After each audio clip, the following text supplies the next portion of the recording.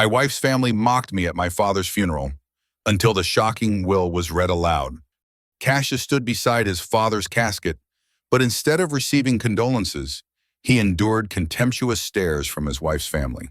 Someone like him doesn't deserve to stand in the front row, his mother-in-law whispered to her daughters. They pushed him away, treating him like an outsider at his own father's funeral. Cassius swallowed his tears, feeling humiliated on the most painful day of his life. But when the lawyer began reading the will, the room fell silent.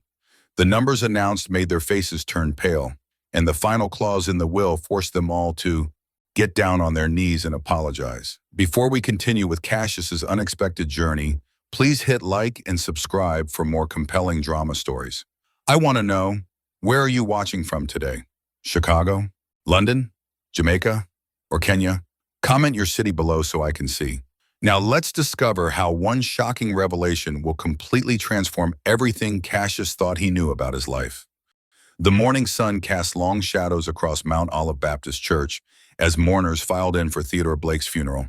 Cassius straightened his black tie, his hands trembling slightly as he approached the entrance. Today should have been about honoring his father's memory, but the cold stares from his wife's family made it clear they had other plans. Evangeline Porter stood near the front pew, her silver hair perfectly styled despite the occasion. She whispered something to her daughters, Octavia and Sage, who both turned to look at Cassius with thinly veiled disdain. Solange, his wife of 8 years, stood between them, her eyes downcast, saying nothing. "Excuse me," Evangeline's voice carried across the hushed sanctuary as Cassius moved toward the family section. "That seat is reserved for immediate family." Her words dripped with false politeness, but the message was clear. He wasn't welcome. Cassius felt heat rise in his cheeks. "Mrs. Porter, this is my father's funeral." His voice remained steady despite the humiliation burning in his chest. Around them, other mourners began to notice the tension, their conversations dying to uncomfortable whispers. Octavia stepped forward, her designer handbag clutched tightly. "Mother's right. These front rows are for people who actually mattered to Mr. Blake." She emphasized the surname, refusing even now to acknowledge their family connection. The church fell silent except for the soft organ music playing in the background. Solange finally looked up, her brown eyes meeting Cassius's for a brief moment. He waited for her to say something, anything, to defend him. Instead, she turned away, choosing her family's comfort over her husband's dignity. The betrayal cut deeper than any words could have. "Fine." Cassius stepped back, his jaw clenched. "I'll stand in the back, like always." He moved toward the rear of the church, feeling dozens of eyes following him. Behind him, he heard Evangeline's satisfied sigh and Sage's barely suppressed snicker. As the service began, Cassius stood alone against the back wall, watching strangers occupy the seats that should have been his. The pastor spoke about Theodore Blake's quiet strength and dignity, qualities Cassius had tried to embody throughout 8 years of marriage. But today, surrounded by people who saw him as beneath them, dignity felt like a luxury he couldn't afford. During the eulogy, his mind drifted to his father's last words. "Son, patience always gets rewarded, sometimes in ways you never expect." Theodore had spoken those words just days before his death, his weathered hand gripping Cassius's with surprising strength. At the time, Cassius thought his father was simply offering comfort about his troubled marriage. Now, standing alone in the back of the church, he wondered if there had been something more behind those cryptic words. The law office of Drake & Associates felt suffocatingly formal as the family gathered 3 days after the funeral. Thurston Drake, a distinguished man in his 60s with silver-rimmed glasses, arranged documents meticulously across his mahogany desk. The Porter family claimed the leather chairs closest to him, while Cassius found himself relegated to a wooden chair near the door, as if he might flee at any moment. Evangeline adjusted her pearl necklace with practiced elegance. "We appreciate you handling Theodore's affairs so quickly, Mr. Drake. I'm sure there isn't much to discuss." Her tone suggested she was already planning how to spend whatever modest inheritance awaited. Octavia nodded knowingly, while Sage scrolled through her phone with bored indifference. Thurston cleared his throat, his expression unreadable. "Actually, Mrs. Porter, Theodore Blake's estate is quite substantial. Before we proceed, I must verify that all beneficiaries are present." His eyes swept the room, landing on each family member. "Mr. Cassius Blake, you're listed as the primary heir." The words hit the room like a physical blow. Octavia's perfectly manicured hand froze mid-gesture. Sage's phone clattered to the floor. Evangeline's composed mask slipped for just a moment, revealing raw shock underneath. Solange turned in her chair, staring at her husband as if seeing him for the first time. There must be some mistake. Evangeline's voice cracked slightly. Theodore was just a maintenance worker. What could he possibly have left behind? She laughed nervously, the sound harsh in the quiet office. Thurston adjusted his glasses and began reading from the will. To my son, Cassius Blake, I leave my entire estate, valued at approximately $15 million. This includes liquid assets totaling $8.7 million, the family home in Buckhead valued at $2.3 million, and a diversified investment portfolio worth $4 million. The silence that followed was deafening. Cassius felt the blood drain from his face as the numbers registered. $15 million. His father, the man who had worn the same work boots for 20 years, had secretly amassed a fortune. Around him, the Porter family sat frozen in various stages of disbelief. Sage was the first to recover, her voice shrill with indignation. That's impossible. We would have known if he had money. She looked desperately at her mother, seeking confirmation that this was all some elaborate mistake.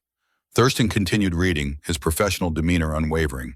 Theodore Blake began investing in Atlanta real estate in 1985. Over the past 40 years, he acquired 37 rental properties throughout the metro area. He also maintained significant holdings in blue-chip stocks and municipal bonds. Evangeline's face had gone pale, her earlier confidence evaporating. But he lived so modestly. He drove that old pickup truck, wore second-hand clothes. Her voice trailed off as the implications became clear. The man they had dismissed as beneath them had been quietly building an empire. Cassius found his voice finally, though it sounded strange to his own ears. Mr. Drake, are you certain this is correct? Part of him couldn't believe it, while another part felt a surge of vindication. His father had always told him that quiet dignity would be rewarded, but this exceeded his wildest imagination. Absolutely certain, Mr. Blake. Your father was very specific about his wishes. There's also this letter he wanted me to give you personally. Thurston handed Cassius a sealed envelope with his name written in Theodore's careful handwriting. The Porter family watched in stunned silence as Cassius accepted the letter, their faces cycling through shock, disbelief, and the first hints of desperate calculation. The power dynamic in the room had shifted so completely that nobody quite knew how to respond. The drive home from the law office felt like traveling through a different universe. Cassius gripped the steering wheel of his modest Honda Civic, the sealed letter from his father burning in his jacket pocket. Behind him, he could see Solange's Mercedes following closely, no doubt filled with frantic conversation among the Porter women. At home, the transformation was immediate and jarring. Evangeline, who had barely acknowledged Cassius's existence for 8 years, practically sprinted from her car to intercept him at the front door. Her earlier shock had been replaced by a dazzling smile that didn't quite reach her eyes. Cassius, darling, the endearment sounded foreign coming from her lips. I hope you can forgive our behavior at the funeral. We were all so overcome with grief, we weren't thinking clearly. She placed a manicured hand on his arm, her touch gentle in a way it had never been before. Octavia appeared beside her mother, her previous disdain replaced by saccharine sweetness. We've been terrible to you, haven't we? All this time, we should have recognized what a remarkable man you are. Her voice carried the practiced tone of someone desperately trying to rewrite history. Sage, typically the most outspoken of the sisters, hung back slightly, her eyes calculating as she watched the scene unfold. Even she seemed to understand that her usual barbs wouldn't serve her well in this new reality. The family that had spent years treating him like an unwelcome guest was now competing for his attention.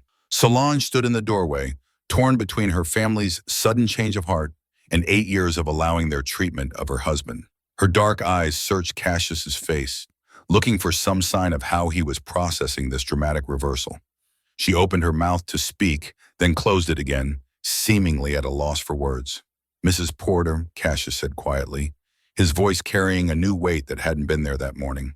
Thank you for the apology. I think I need some time to process everything that's happened today. He gently removed her hand from his arm, the gesture polite but firm. The Porter women exchanged quick glances, a silent communication passing between them. Evangeline's smile never wavered, but Cassius caught the flash of frustration in her eyes. She wasn't accustomed to not getting what she wanted immediately. Of course, sweetheart, she said, her voice dripping with false understanding. This must be overwhelming for you. But you know, families should stick together during times like these. Perhaps we could discuss how best to honor Theodore's memory with this unexpected blessing. The word blessing hung in the air, loaded with implications. Cassius recognized the careful phrasing for what it was, the opening move in what would surely be a campaign to gain access to his inheritance.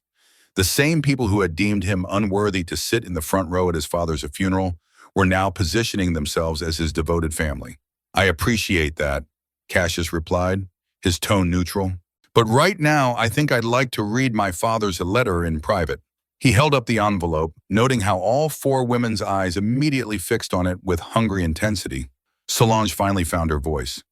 Cassius, honey, maybe we should talk about... But her husband was already walking past her into the house, leaving the Porter family standing in the driveway, their carefully crafted smiles beginning to crack around the edges. Inside, Cassius could hear their muffled voices through the window, the tone urgent and conspiratorial. 8 years of marriage had taught him to recognize the sound of the Porter women strategizing. But for the first time in his adult life, he found himself in a position where their scheming couldn't touch him. The realization was both liberating and terrifying. He settled into his father's old armchair, the one piece of Theodore's furniture that Solange had reluctantly allowed in their home. As his fingers traced the envelope's edges, he wondered what final wisdom his father had left for him and whether it would help him navigate the treacherous waters his life had suddenly become. The Buckhead mansion stood like a revelation against the Atlanta skyline. Cassius sat in his car for a full 10 minutes, staring at the imposing brick facade and manicured gardens. This was his father's house, his house now, and he had never known it existed. The contrast between Theodore's modest apartment, where they'd shared Sunday dinners, and this sprawling estate was almost incomprehensible. The front door opened with a key Thurston had provided, revealing an interior that spoke of quiet luxury and careful investment. Hardwood floors gleamed under crystal chandeliers, and original artwork lined the walls. Everything was tasteful, expensive, and completely at odds with the humble man Cassius thought he knew. In the study, behind a massive oak desk, Cassius found what he was looking for. Theodore's private office was a masterclass in organization, filing cabinets filled with property deeds, investment statements, and business correspondence dating back decades. Bank statements showed rental income flowing steadily from properties across Atlanta. Stock portfolios revealed a man who understood compound interest better than most financial advisors.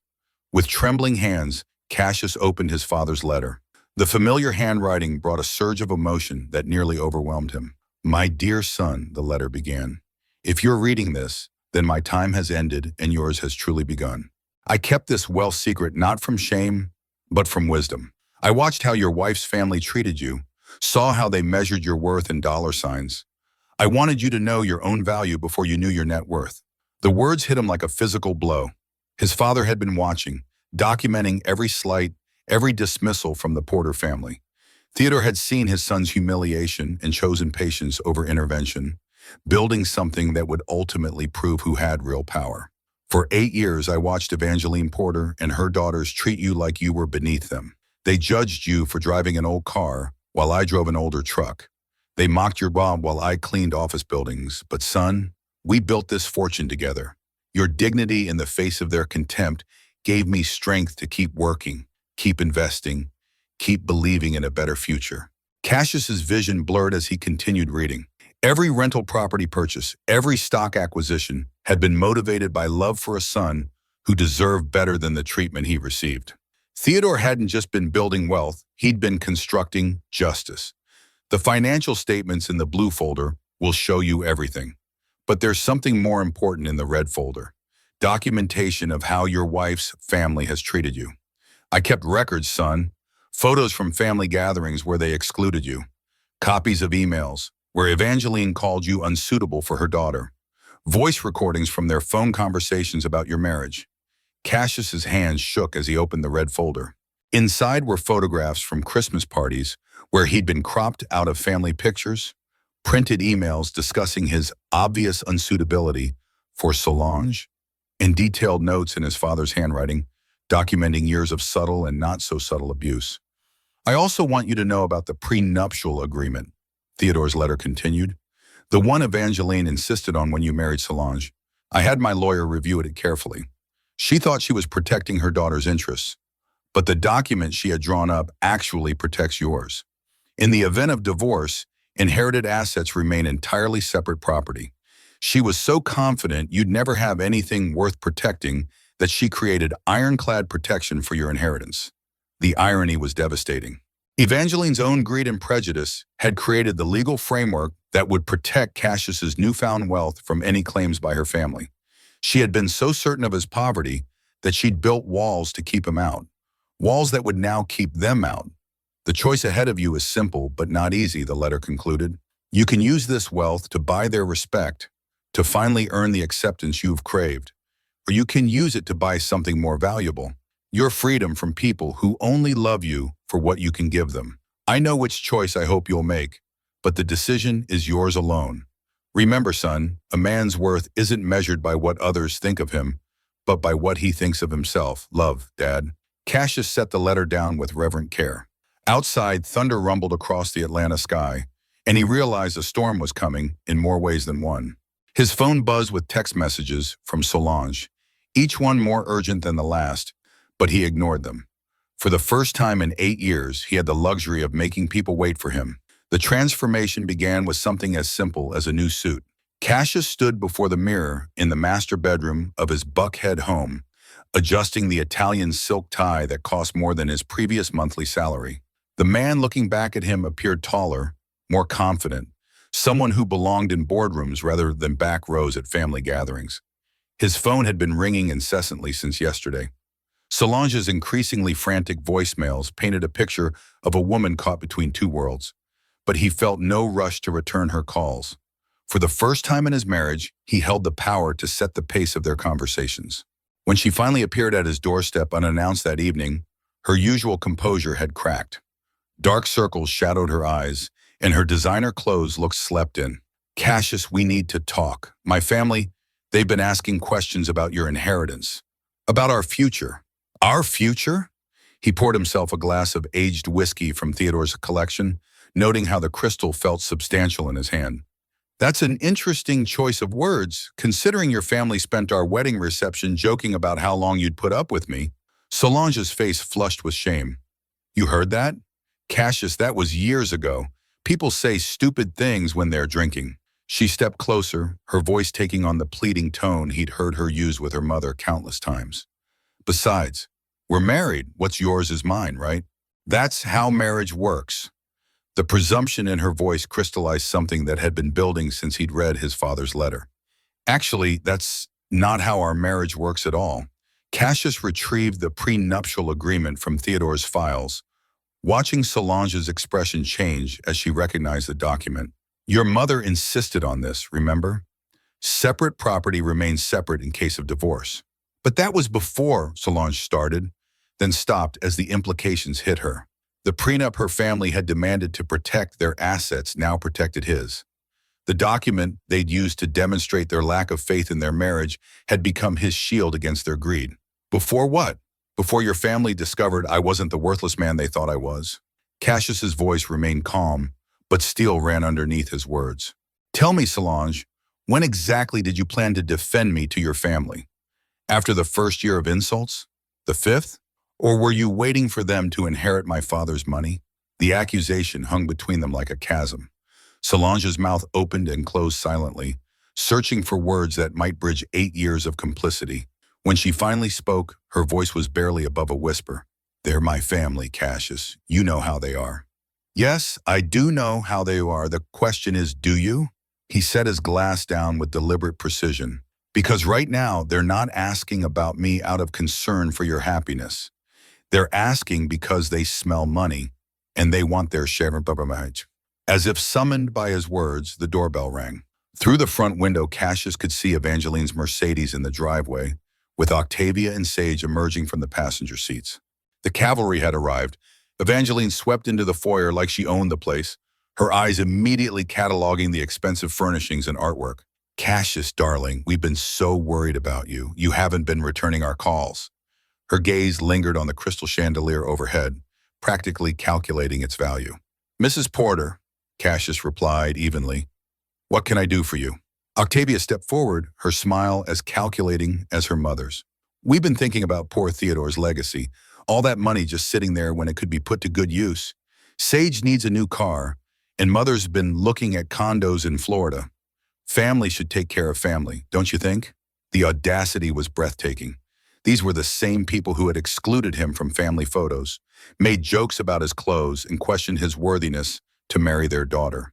Now they stood in his inherited mansion, making financial demands with the confidence of people who had never been told no. You're absolutely right, Cassius said, his agreement clearly catching them off guard. Family should take care of family. That's why my father spent 40 years building wealth to take care of his family. Me. Just like your family took care of you by insisting on a prenup to protect your assets from mine. The temperature in the room seemed to drop several degrees. Evangeline's smile faltered as she processed his words, while Sage looked confused about whether she should continue looking at the expensive artwork. Solange moved closer to her family, a gesture that didn't escape Cassius's notice. In that single step, she had chosen her side, just as she had chosen it 8 years ago at their wedding reception, and every day since. The realization brought clarity rather than pain. I think, Cassius said quietly, it's time we all acknowledge what this relationship really is. The fake pleasantries lasted exactly 48 hours. When Cassius politely declined to finance Sage's emergency car purchase and Octavia's investment opportunity in a boutique that existed only in her imagination, the Porter family's mask of civility cracked beyond repair. Cassius discovered their true nature through a conversation he wasn't meant to hear. Thursday evening, he'd returned early from meeting with his new financial advisor when he heard voices in the kitchen. Solange was hosting her family for their weekly dinner, a tradition that had somehow never included him despite 8 years of marriage. He's gotten too big for his britches, Evangeline's voice carried clearly through the partially open door. Walking around that mansion like he built it himself, acting like he's better than us now. The venom in her tone was a stark contrast to the sugary sweetness she'd shown him recently.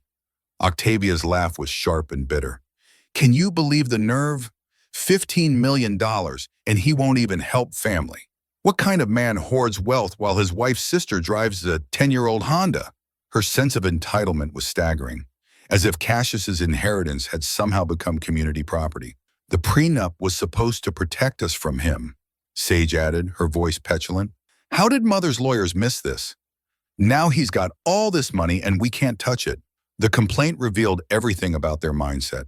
They had never seen Cassius's family, only as a potential threat to be contained.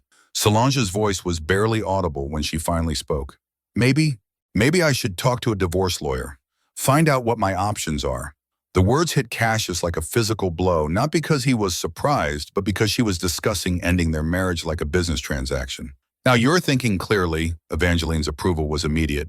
Get what you can while you can. That money should be supporting our family, not sitting in some dead man's account, making him feel important. The casual dismissal of Theodore's memory sparked something dangerous in Cassius's chest. He stepped into the kitchen, noting how all 4 women froze like deer in headlights. Ladies, he said quietly, his voice carrying a weight that hadn't been there weeks ago. Don't let me interrupt your family meeting. The silence stretched uncomfortably until Evangeline recovered her composure. Cassius, we were just discussing family matters. Her attempt at innocence fell flat given what he just heard. Yes, I heard. He moved to the refrigerator, pouring himself water with deliberate calm while they squirmed. Divorce lawyers? My father's money. Protecting your family from me. Fascinating family matters indeed. Octavia's face flushed red, but her anger overrode her caution. You know what? Yes, we were talking about you. Someone needs to remind you where you came from. You weren't anything before you married into our family, and you won't be anything when Solange comes to her senses. Octavia, please, Solange started, but her sister was beyond stopping. Please what? Please pretend he deserves our respect because his daddy left him some money? Please act like he's not the same mediocre man we've been carrying for 8 years? Octavia stood, her designer heels clicking against the marble floor as she advanced on Cassius. Money doesn't change what you are. The kitchen fell silent except for the soft hum of the refrigerator. Cassius studied each face, memorizing this moment when their true feelings finally surfaced. These were the people he'd spent nearly a decade trying to please. trying to fit in with, trying to prove himself worthy of their acceptance. "You're absolutely right, Octavia," he said finally. "Money doesn't change what I am, but it does change what I'm willing to tolerate." He set his water glass down with careful precision. "And I'm no longer willing to tolerate being treated like a charity case in my own home." Sage, who had been unusually quiet, finally found her voice. "Your home? This is Solange's house, too. You can't just throw us out because you got lucky with an inheritance." Her entitlement was breathtaking in its audacity. "Actually," Cassius pulled out his phone, scrolling to a specific document. "This house is entirely in my name, purchased with inherited funds that remain separate property under the prenuptial agreement your mother insisted upon. Legally speaking, you're guests in my home, guests who have worn out their welcome." The realization dawned across their faces in stages. Evangeline's practiced composure cracked completely, revealing the calculating woman beneath. Octavia's mouth opened and closed soundlessly. Sage looked to her mother for guidance that wasn't coming. Solange stood slowly, her chair scraping against the floor. "Cassius, you can't be serious. We're family." But even as she said it, her eyes were already calculating, already choosing between her husband and the women who had raised her to see him as beneath them. "Family," Cassius repeated the word thoughtfully. "I'm beginning to understand that word means different things to different people." He looked at each of them one final time. "I think it's time we all figured out what family means to us." The Porter family home in Midtown had always intimidated Cassius. Its imposing colonial facade and meticulously maintained gardens spoke of old money and established power. Today, however, as he pulled up in his father's restored 1967 Mustang, a car that had been gathering dust in the Buckhead Mansion's garage, he felt no trace of his former anxiety. Evangeline had called this family meeting under the pretense of clearing the air, but Cassius knew better. This was an ambush, carefully orchestrated in the house where they felt most powerful, surrounded by portraits of Porter ancestors and symbols of their social standing. They were calling him to court, expecting the old Cassius to appear with hat in hand. Instead, they'd got a man who walked into their formal dining room like he belonged there. Cassius wore one of Theodore's custom-tailored suits, altered to fit perfectly, and carried himself with the quiet confidence of someone who no longer needed their approval. The transformation was so complete that Sage actually stood when he entered, an unconscious gesture of respect she'd never shown before. "Cassius, thank you for coming," Evangeline began, her voice carrying the forced warmth of a hostess entertaining someone she couldn't afford to offend. "We felt it was important to discuss this situation as a family." "What situation would that be?" Cassius took his seat at the table, noting how they'd arranged themselves across from him like a tribunal. Solange sat at her mother's right hand, her eyes red-rimmed but determined. 8 years of marriage, and she still couldn't look him directly in the eye. Octavia leaned forward, her designer jewelry catching the afternoon light streaming through tall windows. "Let's not play games. You inherited money that should be supporting this family. Theodore lived like a pauper while hoarding wealth that could have made all our lives better." "Interesting perspective," Cassius replied evenly. "So you believe my father owed you something? A man you never respected, whose funeral you attended only to mock his son?" The directness of his question caught them off guard. The old Cassius would have apologized for even bringing up their behavior. This new version sat calmly, waiting for an answer that would reveal everything about their character.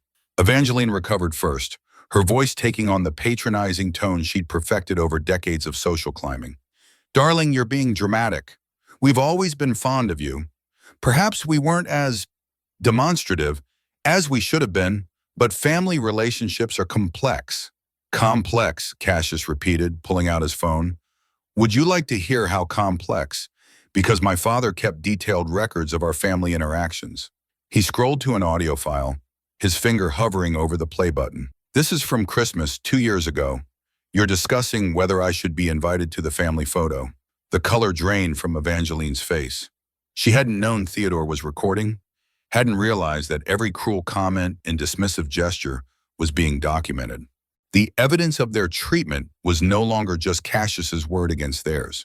That's illegal," Sage sputtered, but her protest lacked conviction. She was smart enough to know that recording conversations in your own home wasn't against the law in Georgia.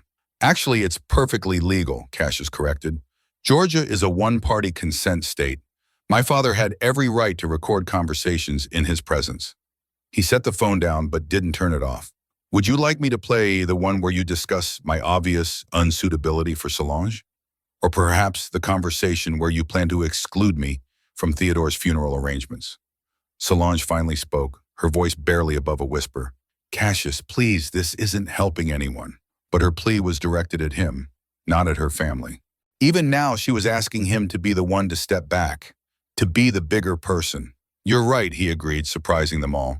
This isn't helping anyone.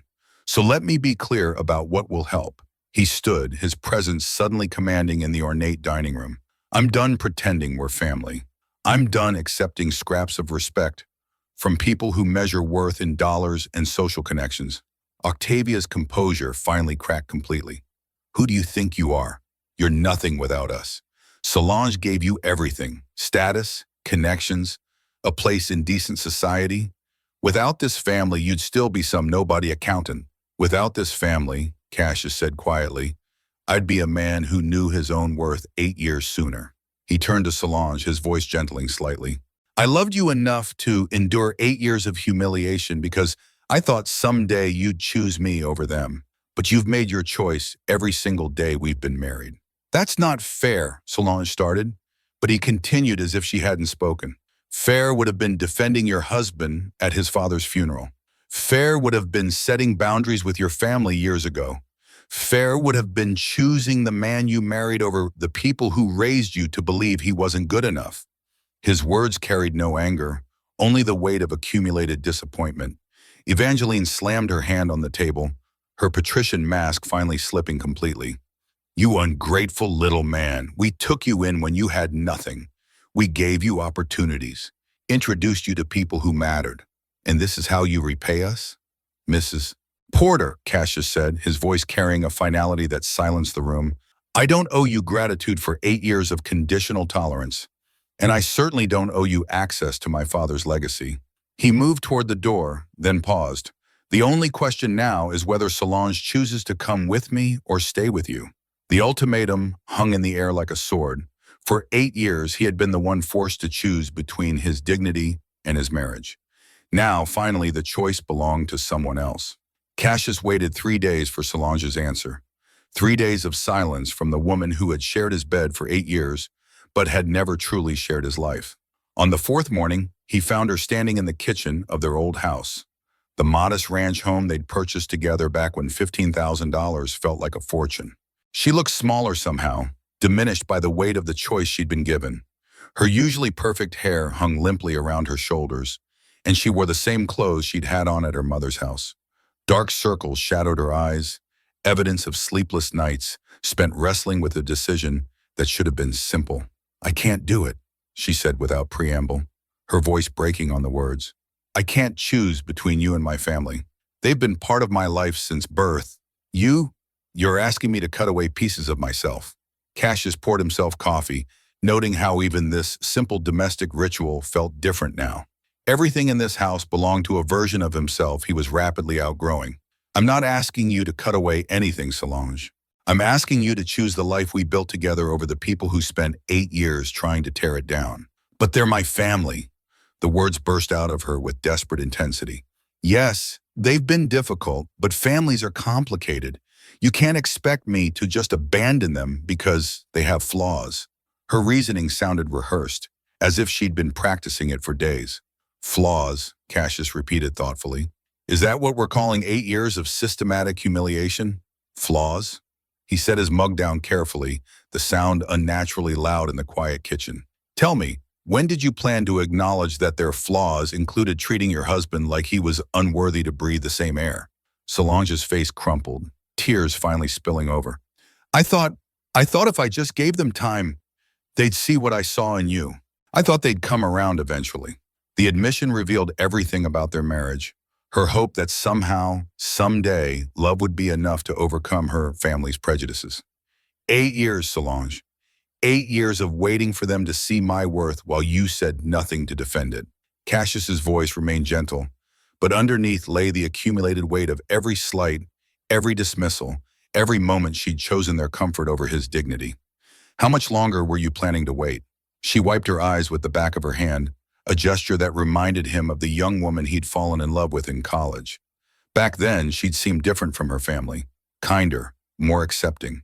He wondered now if he'd simply been seeing what he wanted to see. "They need me," she whispered, as if volume could soften the betrayal in her words. Mother's getting older, and Octavia's going through her divorce, and Sage still hasn't figured out what she wants to do with her life. They're struggling. And what about us? What about what we need? The question hung between them, highlighting a truth they'd both been avoiding.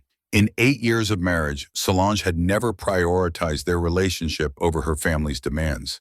"We can work through this," she said desperately, reaching for his hand. "Once things settle down, once they adjust to the new situation, we can find a balance. You don't have to cut them off completely. Maybe just some boundaries." Cassius looked down at their joined hands, remembering when her touch had been a source of comfort rather than manipulation. "Solange, your family spent yesterday planning how to contest my father's will. Octavia contacted 3 different lawyers trying to find grounds to break the trust. Your mother called my employer trying to get information about my finances." Her hand went limp in his. "How do you know that?" "Because wealthy people protect themselves, and I'm learning to think like a wealthy person." He released her hand gently. "My father's lawyer has been monitoring their activities since the will reading. They're not planning to accept this new reality. They're planning to fight it." The kitchen fell silent except for the tick of the wall clock they'd received as a wedding gift. 8 years of shared mornings, shared meals, shared dreams reduced to this moment of reckoning. Cassius found himself memorizing details. The way sunlight caught the dust motes in the air, the smell of coffee growing cold, the sound of his wife's quiet breathing as she processed the implications of her family's actions. "I need you to understand something," he said finally. "This isn't about them accepting me anymore. This is about you choosing who you want to be. The woman who stands by while her family destroys her marriage, or the woman who builds something new with the man she promised to love and honor." Solange stood abruptly, pacing to the window that overlooked their small backyard. "And if I choose you, what happens to them? Mother can't afford that house on her own. Octavia's divorce settlement won't last forever. Sage has no job skills, no direction. Then they'll figure it out the way millions of other people do," Cassius replied. "With work, sacrifice, and the strength that comes from standing on your own 2 feet, the way my father did, the way I've been doing for 8 years. When she turned back to him, her face had hardened into the expression he'd seen her wear when dealing with difficult clients at work, the business face that meant she'd made a decision and wouldn't be swayed from it. "I'm sorry, Cassius, I truly am, but I can't abandon my family, not even for you."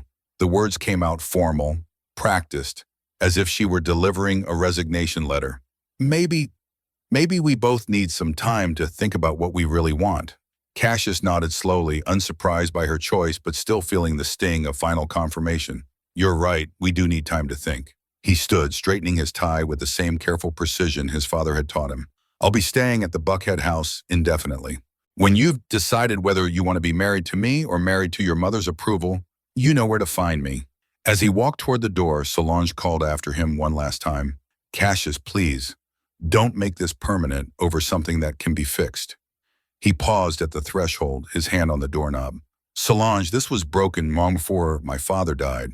His money just gave us the clarity to see it. 6 months later, the Porter family's decline was as dramatic as it was predictable." Cassius received updates through Thurston Drake, who took a professional interest in documenting how quickly financial desperation could destroy relationships built on mutual dependence rather than love. Evangeline had lost the Midtown house within 90 days. The mortgage payments she'd been making with credit cards and borrowed money finally caught up when the banks demanded real assets as collateral. The woman who had spent decades cultivating an image of effortless wealth now lived in a cramped apartment in Decatur, her antique furniture crammed into rooms too small to showcase their former grandeur. Octavia's situation was equally grim. Her divorce settlement, which had seemed generous when she thought that she'd have access to Cassius's inheritance, evaporated quickly under the weight of her lifestyle expectations.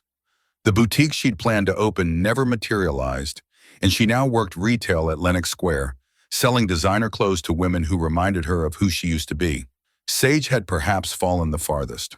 Without her mother's financial support, she'd been forced to move back home, a humiliation made worse by the fact that home was now a 2-bedroom apartment where privacy was non-existent. Her job search had been complicated by 8 years of refusing to develop marketable skills, confident that her family's status would always provide opportunities. Solange visited them faithfully every weekend, bringing groceries and encouragement in equal measure. She'd kept their old house by taking on a second mortgage, but the strain showed in new lines around her eyes and gray threads in her hair. The divorce papers had been filed, but not yet finalized, existing in a legal limbo that reflected her emotional state. She calls sometimes, Thurston mentioned during one of their monthly meetings. Your wife. She asks about you, whether you're doing well. The lawyer's discretion was professional, but his sympathy was human. Cassius nodded without surprise.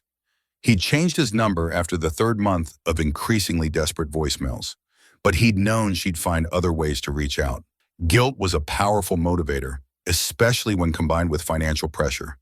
The irony wasn't lost on him.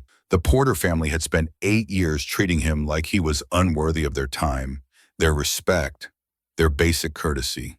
Now they had all the time in the world to think about him, to regret their choices, to wonder what their lives might have looked like if they'd chosen differently. But Cassius found he no longer cared about their regrets. The anger that had sustained him through the early months had crystallized into something harder and more valuable: indifference. They had revealed their true nature when they thought he was powerless. And his father's gift hadn't just been money, it had been the freedom to stop caring what such people thought. His phone rang as Thurston gathered his files. Solange's name appeared on the screen, her persistence as predictable as her family's greed. He let it go to voicemail just as he had every other call. Some bridges, once burned, were meant to stay ashes. The Porter family had made their choice when they thought it cost them nothing. Now they were learning that every choice had a price, and some prices were higher than they'd imagined. 1 year after Theodore's funeral, Cassius stood in the same Mount Olive Baptist church, but everything had changed. This time he occupied the front pew by right, not by permission.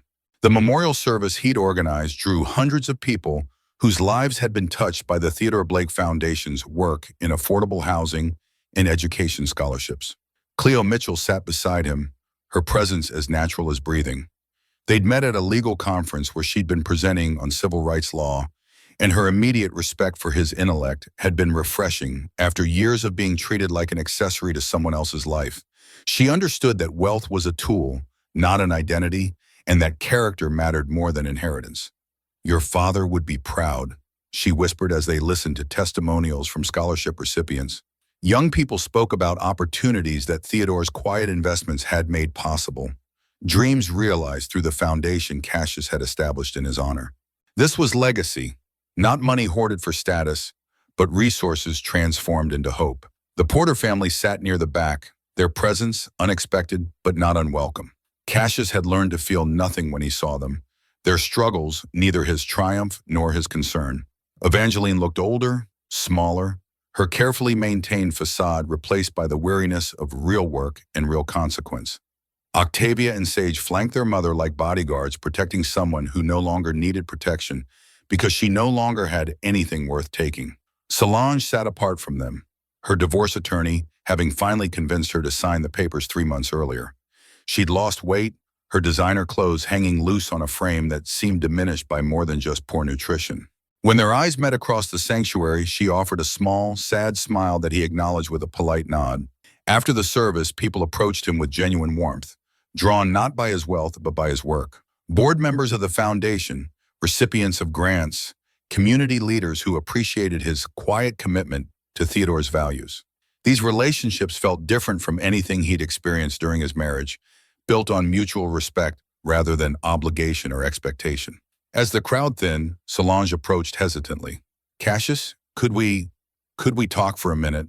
Her voice carried none of the entitlement that had marked their last conversations, only exhaustion and what might have been genuine remorse. Of course, he replied, noting how Cleo stepped away discreetly, giving them privacy without jealousy. That simple gesture spoke volumes about the difference between his past and present relationships. I wanted to apologize, Solange began, the words seemingly difficult to form. For everything, for not defending you, for choosing them over you, for wasting 8 years of both our lives. Her honesty was startling after years of justifications and deflections. Thank you, Cassius said simply. That means something. I know it's too late for us, she continued, glancing toward where Cleo waited patiently. But I wanted you to know that I finally understand what you tried to tell me. About respect, about choice, about what real love looks like. Cassius nodded, feeling oddly peaceful. I hope that understanding brings you happiness, Solange. You deserve better than what we had. As she walked away, rejoining her family for the drive back to their diminished lives, Cassius felt only gratitude. Not for their suffering, but for his freedom from the need to earn love through endurance of disrespect. Cleo returned to his side, slipping her hand into his. Ready to go home? Home. The Buckhead mansion had become that, finally. Not a monument to his father's secret success, but a foundation for his own authentic life. A place where respect wasn't conditional and love wasn't transactional. Yes, he said, meaning it completely. I'm ready. Sometimes the greatest inheritance isn't money. It's the courage to know your own worth. Cassius learned that true wealth comes from surrounding yourself with people who value you for who you are, not what you have. When faced with choosing between family loyalty and self-respect, which would you choose? If this story resonated with you, please give it a like. Thank you for joining me today, and I'll see you in the next video.